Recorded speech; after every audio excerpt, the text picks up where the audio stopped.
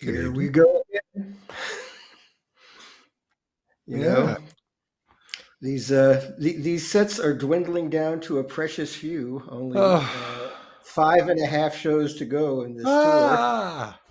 and boy, we we just can't get enough of this stuff. And we're so happy to be bringing it to you via nugs.net. Oh If you're man. watching the free preview of this, you've just saw maybe you saw the first song of the first set, and you're about to see the first song of the second set. But you can see the whole thing. If you like what you see, you can then go back, watch the whole show, or purchase earlier shows in the tour, purchase the whole tour as a package, and savor it all. Just one of the many fabulous things being offered by nugs.net. And I guess they put us in here between sets to provide a little bit of entertainment and amusement and possibly a trace of enlightenment as well. But also to talk to you about nugs.net and why we think it's a worthwhile investment of your entertainment dollar. I download the audio from these shows because I'm pulling things for my radio show, and I get to listen to the remixed audio, which is part of the NugsNet experience as well.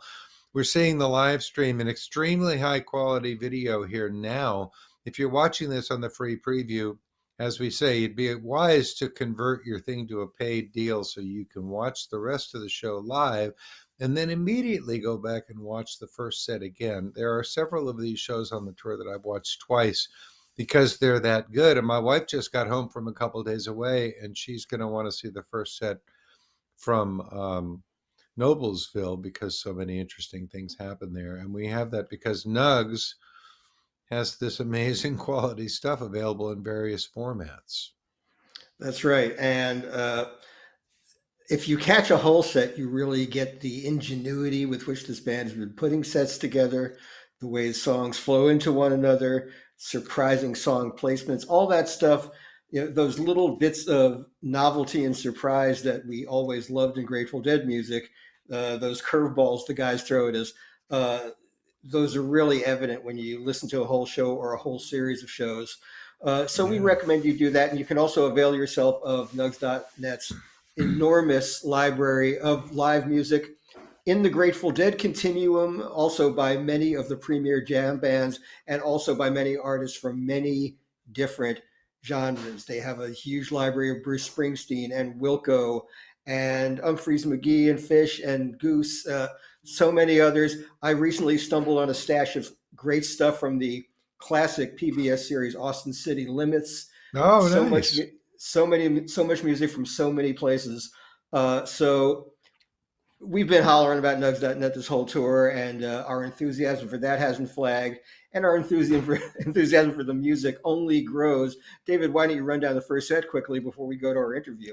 Yeah, let's do that. Oh, they began with Feel Like a Stranger, Brown Eyed Women, Samson and Delilah, Friend of the Devil, It Hurts Me Too, Into Ramble on Rose, High Time, featuring the lovely lead vocal of Oteil Burbridge, and they closed with that fierce Let It Grow we just heard. Yep. Uh, It's a yeah, it's every set has had like a unique narrative to it and a unique dynamic flow. I really like the Friend of the Devil sort of split the difference between the original up-tempo bluegrass version and the slower reggae-fied lilting yeah. version, and it was somewhere right in the middle tempo-wise, and it really felt nice. And it swung beautifully. Yeah, I love Yeah, that groove of that.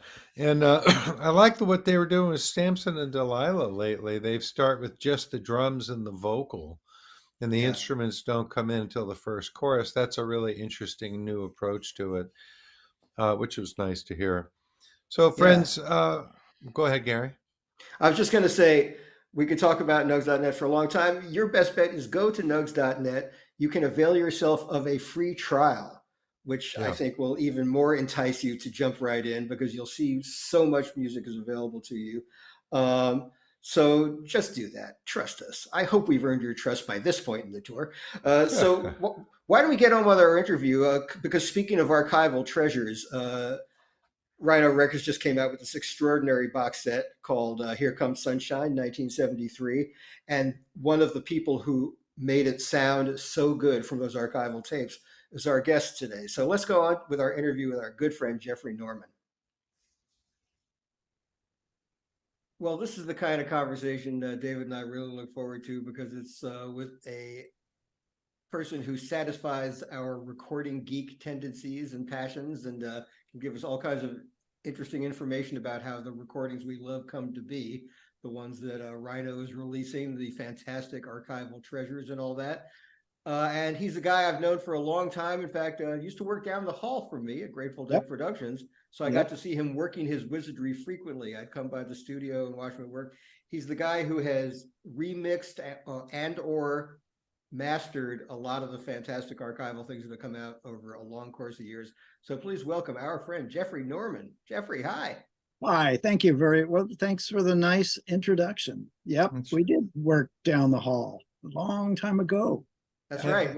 In the later years of Grateful Dead, we should explain, set the context. The Grateful Dead moved their old legendary studio on Front Street in San Rafael into Grateful Dead Productions' new building in Novato. And it was both the merchandising operation and the studio and the space where Jeffrey worked were all under one roof. So I would come over and kibitz and see him at work on one of these fantastic box sets and doing incredible things with tapes that had initially been in not the most pristine form, and finding music in there that even the Grateful Dead hadn't heard in years, because what he does is optimize the music before it gets to you, the listener. Well, and I got to say, I am very fortunate to get to do this. There are many, I don't know how many, but there are a lot of engineers could do this. I've been in the right place at the right time, and I can put up with a lot of crap. So probably all that combination has allowed me to get to do what I do.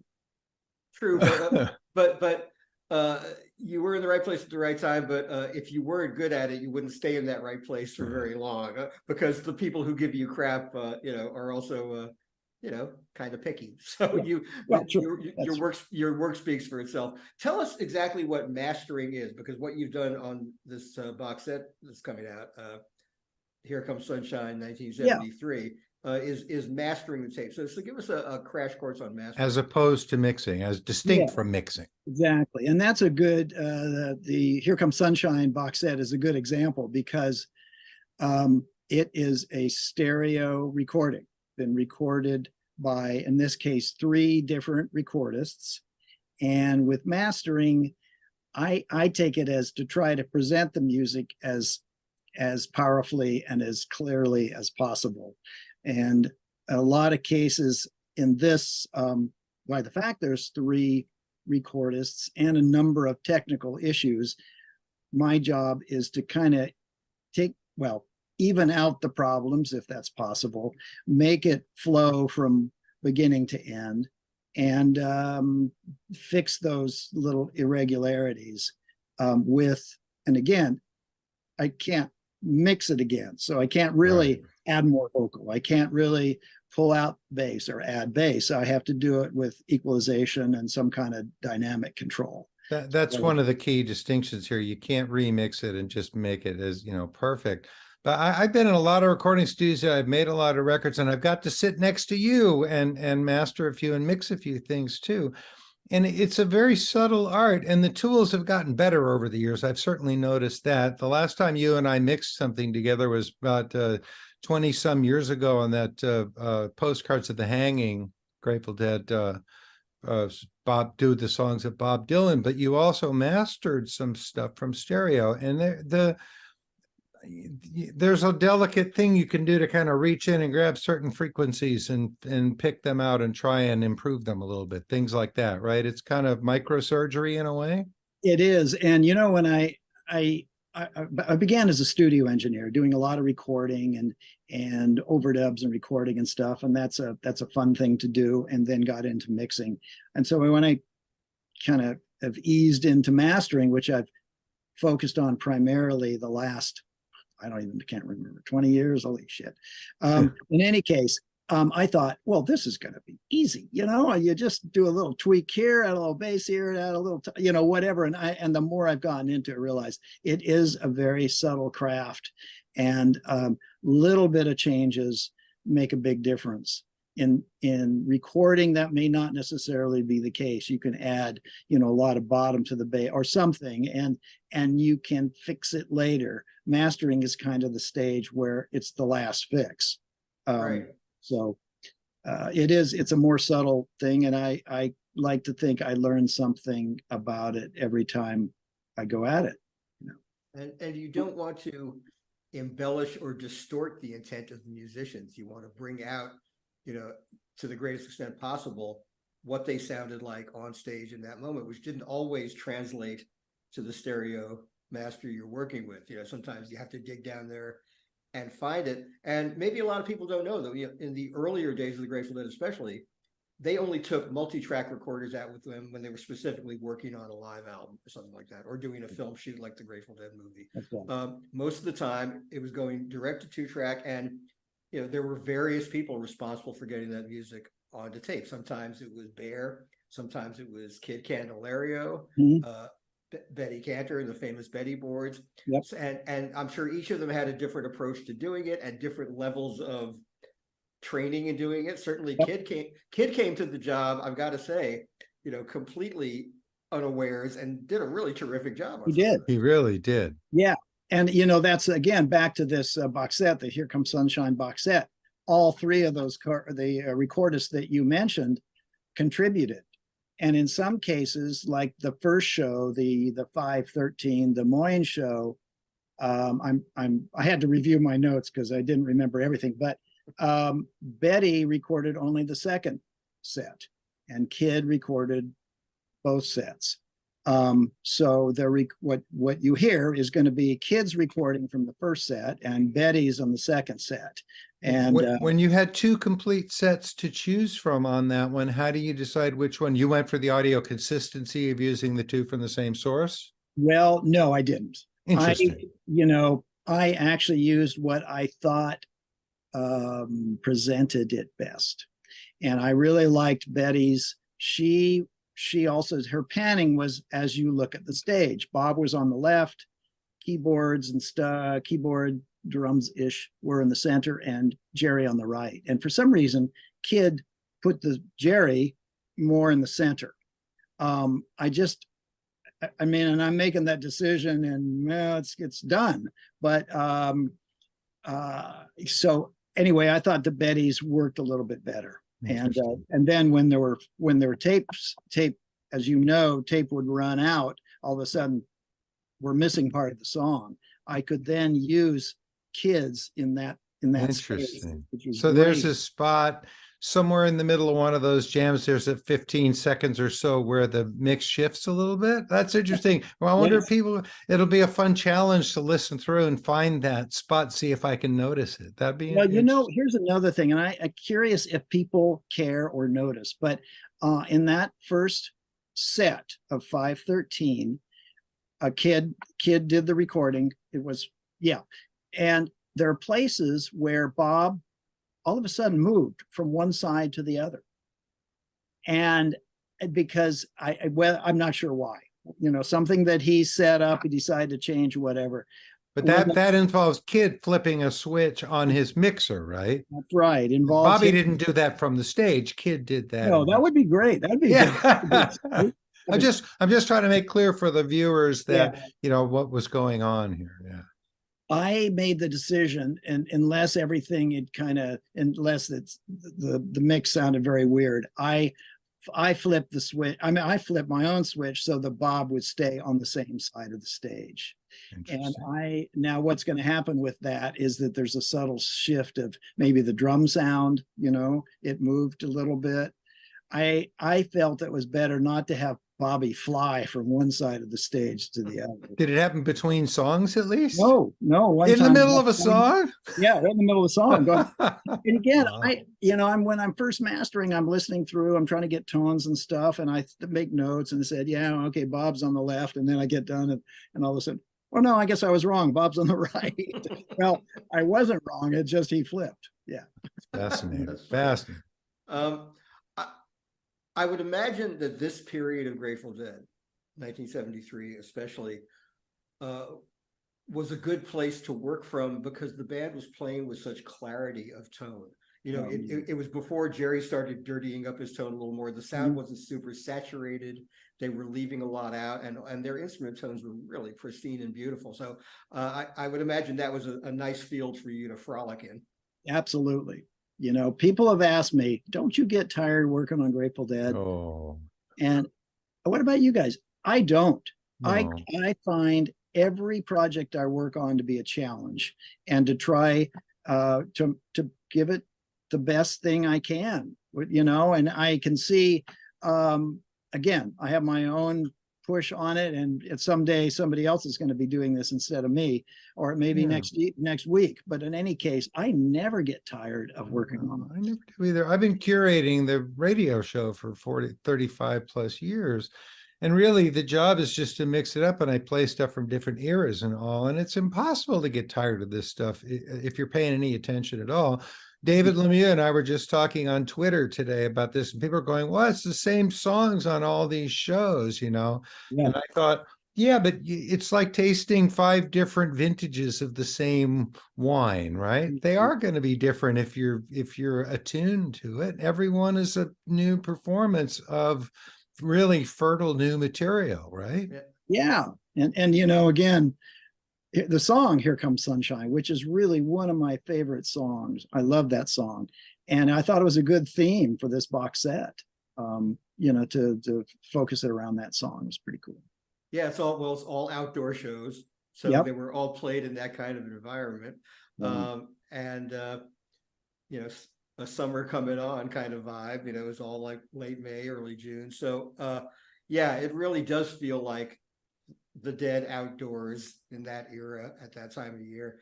I wanted to ask you, if the band made it relatively easy for you with this material because of that clarity. What were some of the bigger challenges that you've had? I remember doing a really memorable panel discussion around the Europe 72 box set in New York Yes, during the AES convention one year. And the technical challenges on that, there was like one whole show where there was a hum in Keith's piano that they had to digitally eliminate and then reproduce the sound of wherever that hum was coming from cleanly. And that, you know, stuff like that, I'm sure comes up all the time in some of these tapes that are both old and were not state of the art when they were recorded. Yeah, that's all true. Yeah, the Europe 72, that's a whole nother story. But in this case, yeah, you know, there were some challenges. Again, on the first show, for both the recordists listening to the band, the bass is out of phase.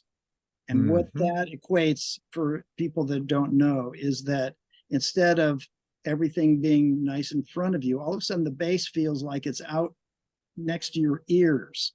It's kind of a cool effect, but it's not good in any kind of longevity. And so John Chester, who works with plangent processes, came up with a filter that was able to put the bass below a certain frequency, back in phase, and then added it to the rest of the performance. So the bass, it's not perfect, but it's much better than what it was. And so listening to that, you'll see the bass, I don't know, maybe sounds a little bit different than in other shows, but that was a challenge for sure. I'm trying to think, was that the show that had Mississippi Half Step with lots of crackles and stuff? Guess I could check, but in any case, let me look. I remember visiting you up there at Prairie Sun while you were working on it, and you had so much to do that you had like a kitchen hourglass timer, so that you didn't work on any song more than a certain amount of time because you had to get through it all. You know, that wasn't fun. I'd love to remix that whole project. I did some things in there that just I didn't mean to bring up any bad memories, pal. You know, I personally, I mean, I'm not that fast. I think I end up being pretty good, but I'm not that fast. And to mix a whole show, you know, say 30 songs, it seemed like Copenhagen had like 20 to 30 shows or songs or something, Yeah. and mix that all in a week. That's That's nuts. Yeah, Jeffrey, I remember when we were starting the Dick's Pick series. Yeah. You know, Yeah. And the concern was, well, will people really want to buy these, non-pristine recordings, because they were used to the Grateful Dead putting out multi-track live albums that had been considerably labored over, in some cases cleaned up and tweaked and overdubs at and things like that. And, audiences were not generally accustomed to that. And I remember we put a little caveat emptor on the back of Dick's That's Picks, right. saying, this recording, contains sound anomalies and imperfections, but we hope the music bears it out. And basically, the buyer said, "We don't care, keep them coming." It was like, it was not only that it was Grateful Dead warts and all. They said, "Man, those warts are beautiful." Yeah. Well, I wish they still did that. I think it's still valid. I think I still see that disclaimer on the Dave's Picks. Maybe not, but it's the music, stupid. The medium is that we came for this music, and man, and we might as well just single Dave Lemieux out for praise here too, because he's done such a spectacular job curating the Dave's Pick series and these box sets. I mean, this one just hits right smack in the middle of my sweet spot as a Deadhead, and I was actually there at Kezar, so being at one of them just is the cherry on top. But that's great. That is great. I wish I had been, because listening to it from on this side, it's wonderful. So I can imagine being there live is great. I've had some releases come out from shows that I was at. The most notable one in my memory was the road trips of 5/15/70 from Oh, Fillmore you East, lucky dog. which I had a tape of very early on, and then I had borrowed it from a friend and it went away, and then I had not heard it in 20 to 30 years. And that road trip came out, and bam, I was 10th row center in Fillmore East again. It hit me with exactly the same force the music did when it was live. It sounded so great. The show was every bit as great as I remembered it. So it's amazing to have these shows come back and revisit you, and you're such a part of making it sound so great. Yeah, thank you, sir. Oh, geez. Like I said, I'm blessed to get to do this. I mean, some of the other, like you say, challenges, a lot of it is with the different recordists, different styles. Sometimes some of the shows, for instance, one set be all full, the second set no bass for whatever reason, and to try to kind of EQ out that instrument so they don't sound such a difference going from set one to set two. That's always a challenge. And and then tape running out at inopportune times and trying to find something that's going to replace it so the music still flows. And Dave Glasser likened this to being the color corrector person in films. You got to take a bunch of stuff from different sources and make it feel like it came from the same place, put it sonically in the same place, which I thought was a nice analogy for it. Listen, I hate to say it, but we are running out of time. We have a very limited time slot here because we're basically just filling time between sets for a Dead and Company tour. And we're having a grand time doing it. And thank you so much for being part of this. I think we've risen significantly above the level of being more interesting than a just please stay tuned card. Well, thank you for including me in all this, because I know you're talking to a lot of people. So that's great. Thank you. Jeffrey, it's always been a pleasure talking to you and benefiting from your knowledge. And Gary, you just know the nicest things to say. Well, I don't have to lie in this case anyway. Hanging out with you in that control room was really such a privilege, and watching you do what we get to hear later on, it's fantastic. If I ever get to mix anything again, like at TRI, you should come by. Well, I'm on the wrong coast, but if my trips coincide, we'll try to make that happen. Good.